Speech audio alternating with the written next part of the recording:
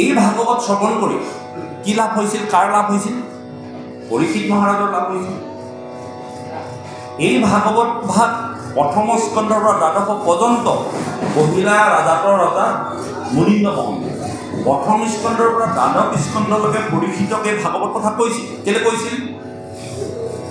আমি কিয় ভাগৱত শুনিব লাগে, এই কথাবিলাক আমি কিন্তু জানিবই লাগিব। এইবিলাক জনাৰ পাছতহে আমি ভাগৱত শ্ৰৱণ কৰিব লাগে।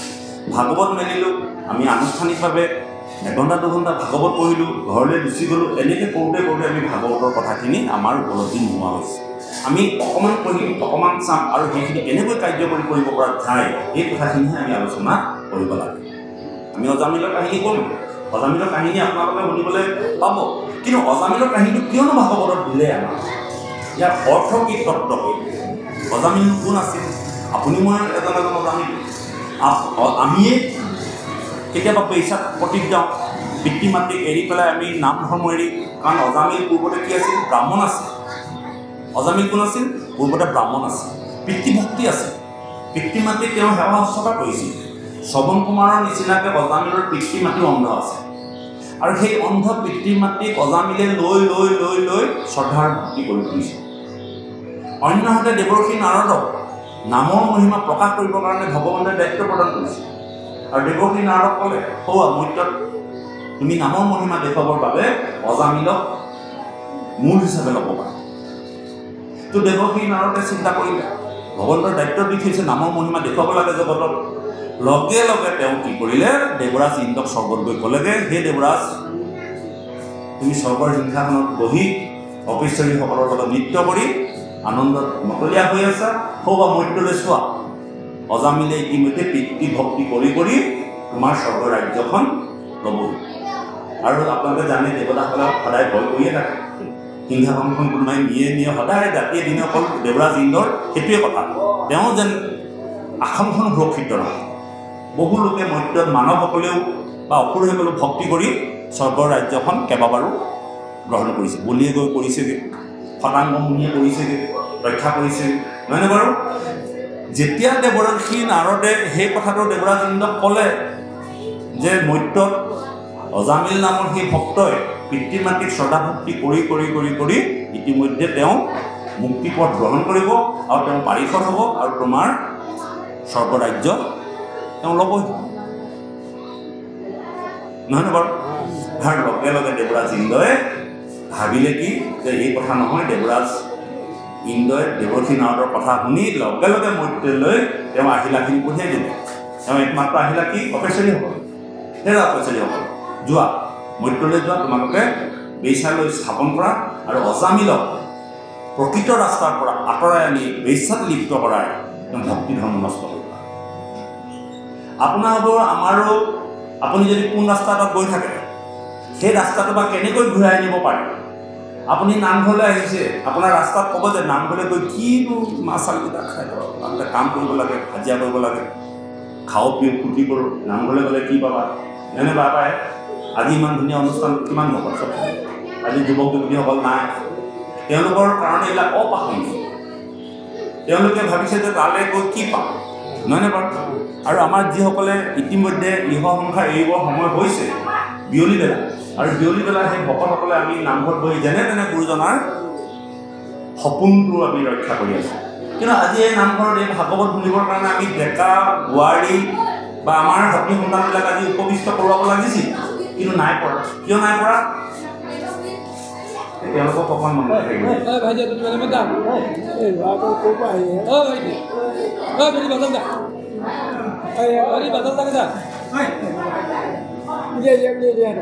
তোমালোকে হুলস্থুল নকৰিবা, তেওঁলোকক বহুৱাই লৈ শুনাব পাৰিলে ভাল হৈছে। এইবিলাক কাহিনীগত কথা। আজি আমি বিভিন্ন জেগাত, অসমৰ চুকে কোণে বহু জেগাত গোটেই বছৰটো আমি ভাগৱত গাই ঘূৰি ফুৰোঁ, বিভিন্ন সমাজ লগ পাইছোঁ। নামনি অসমত গৈছোঁ, জামনি অসমত, বহুত নামনি অসমত গৈছোঁ, শিৱসাগৰ গৈছোঁ, যোৰহাট গৈছোঁ, মাজুলী গৈছোঁ। আপোনালোকৰ ইয়াতো এই ক্ষেত্ৰবিলাকত আমি ভাগৱত গাইছোঁ, আপোনালোকে পৰিচিত। যে কিন্তু আমাৰ এটা আটাইতকৈ ডাঙৰ দুখ বা সমস্যা এইটোৱেই, আমি যে আমাৰ সতী সন্তানবিলাক নামঘৰলৈ আনিব পৰা নাই, নহয়নে বাৰু? একেবাৰে আনিব পৰা নাই। আমি মহাপুৰুষীয়া সত্ৰ সমাজত সেৱকী হিচাপে অংশগ্ৰহণ কৰিছোঁ বা সেৱকী হিচাপে আছোঁ, কিন্তু মহাপুৰুষীয়া সত্ৰ সমাজৰ নীতি আৰু আদৰ্শ হ'ব লাগিছিল যুৱক যুৱতীসকলক আমি কেনেকৈ আনিব পাৰোঁ। আমি বিভিন্ন সংঘ অনুষ্ঠানতো ভাগৱত গাইছোঁ, নিৰ্দিষ্ট বক্তা দিছোঁ, গৈছোঁ, কিন্তু সংঘত ইয়াৰ বিৰল। তেওঁলোকৰ যুৱ সমাজত নামঘৰলৈ অনাৰ যিটো তৰিকা, এই তৰিকাটো তেওঁলোকে কৰিছে। ভালটো ভাল বুলি ক'বই লাগিব, বেয়া পাই লাভ। গতিকে তেওঁলোকৰ দৰে আমাৰো যদি সমাজ ব্যৱস্থা যদি আমি ডেকা জনীসকলক নামঘৰলৈ আনিব পাৰিলোহেঁতেন, নিশ্চয় কিঞ্চিত নহয় কিঞ্চিত আমাৰ পৰিয়ালবিলাকত অকণমান হ'লেও আমি আশাৰ বন্তি গছি প্ৰবলভাৱে প্ৰজ্বলিত হ'লহেঁতেন। আমাৰ দুখ নে কাৰ দুখ নাজানো, কিন্তু তাৰ কাৰণে আমি কিন্তু কিবা এখন মঞ্চ তৈয়াৰ কৰি থৈ যাব লাগিব, তাৰ কাৰণে আমি কাৰ্য ব্যৱস্থা হাতত ল'ব লাগিব। গতিকে অজামিলে পিতৃভক্তি কৰি তেওঁ ইতিমধ্যে ঈশ্বৰ প্ৰাপ্তি বা স্বৰ্গসুখৰ প্ৰাপ্তি পাবলৈ হৈছে। আৰু সেইকাৰণে দেৱৰ্ষী নাৰদে কোৱাৰ লগে লগে দেৱৰাজ ইন্দ্ৰই তেওঁ অপেশ্ৰীসকলক পঠাই বেশ্যালয় প্ৰস্তুত কৰিলে।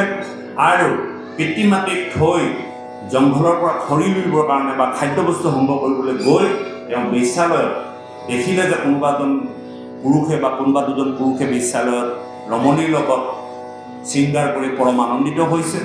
তেওঁ দেখিলে, যিহেতুকে তেওঁ ব্ৰাহ্মণ আছিল, তেওঁ সাধনা আছিল, তেওঁ ভক্তি আছিল, বাৰে বাৰে তেওঁ সেই কৰ্মৰ পৰা আঁতৰি আহিবলৈ বিচাৰিছে যদিও তেওঁ বাৰে বাৰে মনটো তালেহে গৈ আছে। তেওঁ চেষ্টা কৰিছে, তেওঁ যেতিয়া মনলৈ সেই ভাৱবোৰ আহিছে, আনে শৃংগাৰ কৰা দেখি তেওঁ মনলৈ তেওঁ শৃংগাৰ কৰিবলৈ মন গৈছে, কিন্তু তেওঁ যে এজন ব্ৰাহ্মণ সাধক পুৰুষ, তেওঁ পিতৃ মাতৃ অন্ধ আছে, এই কথাবিলাক তেওঁ নভবাকে থকা নাছিল। কিন্তু থাকিলেও লীলা, ভগৱন্তৰ লীলাৰ কবলত পৰি অজামিল কিন্তু স্থিৰ থাকিব নোৱাৰাৰ কাৰণে তেওঁ বেশ্যাত লিপ্ত হ'ল, পিতৃ মাতৃক পাহৰি গ'ল। আৰু পাহৰি যোৱাৰ কাৰণে দেৱৰ্ষী নাৰদে পিতৃ মাতৃৰ ওচৰত খাৰা হৈ পিতৃ মাতৃক ক'লে যে তোমাৰ পুত্ৰ আৰু ঘূৰি নাহে, কি বুলি বেশ্যাত লিপ্ত হ'ল। এই দুখতে দুখী হৈ দেৱৰ্ষী নাৰদে আশীৰ্বাদ কৰিলে, পিতৃ মাতৃ ইতিমধ্যে স্বৰ্গগামী হ'ল। তাৰ পাছত অজামিলৰ জীৱন যাত্ৰা আৰম্ভ হ'ল বেশ্যালয়ত। এটি দুটিকে 9টি সন্তান জন্ম দিল বেশ্যালয়ৰ মাজতে। যিহেতুকে অজামিল পাইছোঁ, কথাখিনি কৈ ল'ব লাগিব। বেলেগ পাঠ আছে, অজামিল গাই আছোঁ, বেলেগ সম্বন্ধ আছে কথাখিনিৰ লগত। গতিকে অজামিলৰ জীৱন আৰম্ভ হ'ল। এতিয়া অজামিলৰ জীৱন 9টি সন্তান আৰম্ভ হ'ল। অজামিলে উপলব্ধি কৰিছে যে মই আছিলোঁ কি, হ'লোঁ কি। আমাৰো তেনেকুৱা হয় যে আমাৰ পৰিয়ালবিলাক পূৰ্বজন্ম মোৰ দেউতাই কি কৰিছিল আৰু মই কি কৰিছোঁ, মোৰ ল'ৰাটোৱে দেখি আছে, চাই আছে, লৈ ফুৰোঁ লগত, দেউতাই কি কৰিছে চা, নহয়নে বাৰু, লৈ ফুৰোঁ। গতিকে অজামিলে মনতে ভাবি এদিন চোতালতে বহি আছিল। এইবিলাক কথা ভাগৱতত নাই, বেলেগ শাস্ত্ৰত আছে, পুৰাণত চব, পুৰাণৰ পৰাই চব আহিছে। সকলো কথা ভাগৱতত নাপাব, আমি বিভিন্ন শাস্ত্ৰ চাইছোঁ সম্বন্ধৰ লগত কথাখিনি ক'ব কাৰণে। অজামিল এদিন চোতালতে বহি আছে, বেশ্যালয়ত তেওঁ ঘৰ লোৱা হ'ল, 9টি সন্তান জন্ম হ'ল। বহি আছে মনতে ভাবিছে জীৱনৰ যে মোৰ কি হৈ গ'ল, পিতৃ মাতৃ ইতিমধ্যে গ'ল, ইতিমধ্যে নামৰ মহিমা প্ৰকট হ'বলৈও হৈছে। এনেধৰণে বহি চিন্তা কৰি থাকোঁতে সন্মুখেদি এজন সাধু গৈছে। অজামিলে সাধুজনক মাতিলে, হেৰা সাধুজন। নাই, সাধুজনে ঘূৰি গৈছে। অকণমান ডাঙৰকৈ মাতিছে, হেৰা সাধুজন, অকণমান চাওকচোন, কিবা কৰকচোন। নাই, সাধুৱে ঘূৰি গৈছে। এইবাৰ তেওঁ জোৰছে মাতিছে, হেৰি প্ৰভু, হেৰি মহাসাধু, অকণমান দয়া কৰকচোন, কিবা কৰকচোন। ঘূৰি চালে, বোলে আহকচোন, অকণমান আমাৰ গৃহত প্ৰৱেশ কৰক। সেই সাধুজনে জানে অজামিল যে মহাপাতকী। কোনো সাধুসকলে বা মহন্তসকলে অযোগ্য বা যাব নলগীয়া জেগাত নাযায়। যিহেতুকে অজামিল পাপত পতিত হৈ আছে, সেই সাধুজনে জানে কিয় যাব অজামিলৰ ঘৰত। কিন্তু 3বাৰ মতাৰ পাছত সাধুৱে যেতিয়া ঘূৰি চাই দেখিলে যে অজামিলে মাতিছে আৰু ঘূৰি আহি চোতালতে বহিবলৈ দিলে। আৰু বহিবলৈ দিয়াৰ লগে লগে এগিলাচ পানী আপ্যায়ন কৰিলে। প্ৰভু মস্ত সাধুৰ বাক্য অথলে নাযায়। সেইকাৰণে ভাগৱতত বাৰ বাৰ কৈ আছে যে সাধুৰ সংগ লোৱা, সাধু সংগ অনুসৰা নহয়নে বাৰু? তেতিয়াহে তোমাৰ পাখণ্ড আচাৰবিলাক নাইকিয়া হ'ব। যিহেতুকে অজামিলৰ ঘৰত কোন প্ৰৱেশ কৰিলে? সাধু প্ৰৱেশ কৰিলে। আৰু সাধু প্ৰৱেশ কৰাৰ লগে লগে এগিলাচ কি দিলে? ঠাণ্ডা পানী আপ্যায়ন কৰিলে। গৃহস্থী ধৰ্ম বিচাইলত হ'লেওতো। এতিয়া সাধুজনে এগিলাচ পানী এজন পাতকীৰ হাতে গ্ৰহণ কৰিলে। গ্ৰহণ কৰাৰ পাছত সাধুজনে ক'লে, অজামিল, মই জানো তই পাপী, গতিকে মই দুবাৰলৈকে তোৰ ঘৰত প্ৰৱেশ কৰা নাছিলোঁ, কিন্তু 3বাৰত যেতিয়া তই পৰম সাধুৰ অম্বেষণত আছ, গতিকে তোৰ মনৰ ভাৱ পূৰ কৰিবৰ কাৰণে মই ঘৰলৈ আহিলোঁ। কিন্তু মই যে আহিলোঁ তোৰ ঘৰলৈ, য'ত সাধু প্ৰৱেশ কৰে, য'ত সন্ত প্ৰৱেশ কৰে, য'ত গুৰু প্ৰৱেশ কৰে, সেই জেগা পবিত্ৰ হৈ যায়। নহয়নে বাৰু? পাইছেনে ক'ৰবাত এইটো কথা? জলটো তীৰ্থটো কৰি ভকতেহে ভৰ, ভকতেহে বৰ, ভকতক বুজালে গুচে কৰ্ম। ৰ'ব প্ৰশ্নটো পাছত হ'ব। মাজতে যদি হয় তেতিয়াহ'লে মই কোৱাকৈ হ'ব। আপুনি যিমানখিনি আছে পাছত ক'ব, সুধিব। যিহেতু আমি অজামিলৰ কথা পাতি আছোঁ, গতিকে অজামিলে সাধু হোৱাৰ লগে লগে বা সাধু যোৱাৰ লগে লগে তেওঁ জেগা পবিত্ৰ হ'ল। আমাৰ গৃহবিলাকলৈ সাধু সুন্দৰ অহাৰ লগে লগে গৃহখন মুকলি হৈ যায়। কিন্তু এতিয়া সাধু বুলি ক'বলৈ যাওঁতে তাতো আকৌ এটা প্ৰশ্ন আছে, কোনসকলক আমি সাধু বুলি গণ্য কৰিম? আপোনাৰ ভাবে ৰাতিপুৱা চোতাল ঘৰ সাৰে, লেতেৰা জাবৰবিলাক শাৰী শাৰী শাৰী শাৰী ক'লৈ পেলাই? বাহিৰত পেলায়। নহয়নে বাৰু? যদি এজন লোকে বাহিৰৰ জাবৰখিনি নি যদি আপোনাৰ ঘৰত সিঁচে, সেইজন সাধু হ'বনে নহয়? সাধু সাধু বুলি ক'লে আপোনাৰ ঘৰত গ'লেই যে সাধু হ'ব সেইটো কথা নহয়। মই আজি কৈছোঁ আপোনাৰ হ'ব এইটো কথা, যিজন লোকে আপোনাৰ গৃহত প্ৰৱেশ কৰি আপোনাৰ লগত ঈশ্বৰৰ কথা লাভ কৰিব, সেইজনহে তেওঁ সাধু নামৰ ষ্টিকাৰটো নামাৰিলেও হ'ব। যদি যিজন ব্যক্তিয়ে আপোনাৰ গৃহত বা আমাৰ গৃহত প্ৰৱেশ কৰি কিবা প্ৰকাৰে ঈশ্বৰৰ কথা আনি সেই গৃহখনক ঈশ্বৰৰ কথা উপদেশ দিলে, ঈশ্বৰৰ কথা লাভ কৰিলে, জানিব সেইজন সাধু। অৰ্থাৎ আপোনাৰ গৃহত যিমানকণ সময় তেওঁ স্থিতি হৈ থাকে, সিমানকণ সময় আপোনাৰ ঘৰখন তীৰ্থলৈ ৰূপান্তৰিত হ'ব।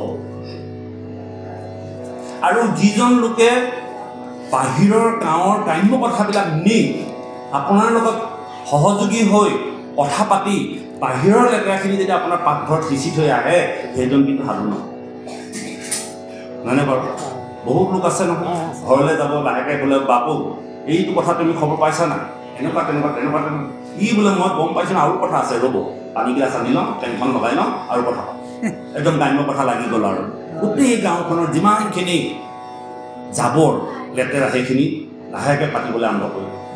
আইসকলটো অকণমান ভালেই পায়, ৰ'বক দেই মই ফটকৈ আহি লৈছোঁ, আপোনালোকে ৰৈ থাকক আকৌ, কথাখিনি আনি নাপাইছোঁ, মই ফটকৈ মানে বিচনীখন অনুৰোধ কৰিছোঁ। তাৰমানে আমি সেইটো কথা শুনিবই লাগিব। সেইটো কথা যদি নুশুনো আমাৰ জীৱন বিকাশ হ'ব। আমি দেখিছোঁ, আমি গৃহবিলাকলৈ গ'লে, গাঁওবিলাকলৈ গ'লে আমি সৰ্বসাধাৰণতে ঈশ্বৰৰ কথা, আমি ভাগৱতৰ কথা, প্ৰসংগবিলাক টানি আনো, তেওঁলোকে উলিয়াবলৈ বিচাৰোঁ। তাতে আমি খোজ এটা মাৰি কাহিনীটোলৈ লৈ গুচি যাওঁ।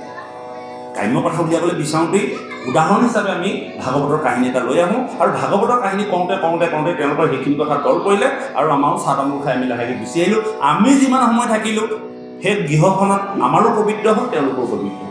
ঠিক এইটো হ'ল সাধুৰ চৰিত্ৰ বা সংস্কৃতি। কাৰণ সাধুসকলক চলন্ত নামঘৰ বুলি কোৱা হয়।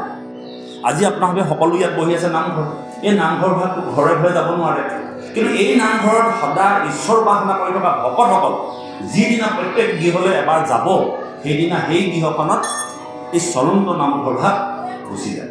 গতিকে সাধুত আমি সেৱা কৰাৰ এটা পৰম্পৰা আছে, মানে বা সাধু শুশ্ৰূষা কৰোঁ, অতিথি আপ্যায়ন কৰোঁ, কিন্তু অতিথিৰ মুখেৰে আমি ঈশ্বৰৰ কথা শুনিব লাগে, নহয়নে বাৰু?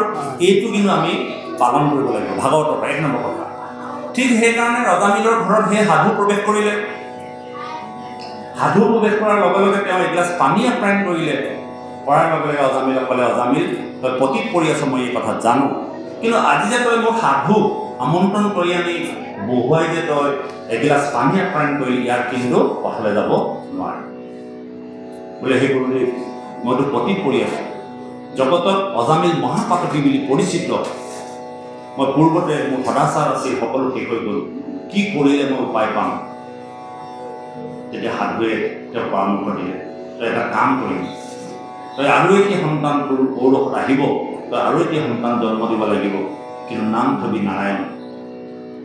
আৰু এই সন্তানটোৰ জৰিয়তেই তই তোৰ জীৱৰ মুক্তি হ'ল। এইটো সাধুৱে পাতি গৈছে।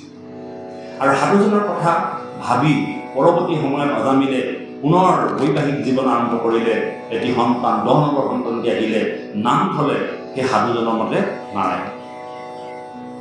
আৰু সেই নাৰায়ণ নাম লৈ অজামিল গতি পাইছে। এতিয়া অজামিল প্ৰকৃততে নাৰায়ণ নাম লৈ গতি পাইছিল। আমিতো নাৰায়ণ নাম লৈয়ে থাকোঁ।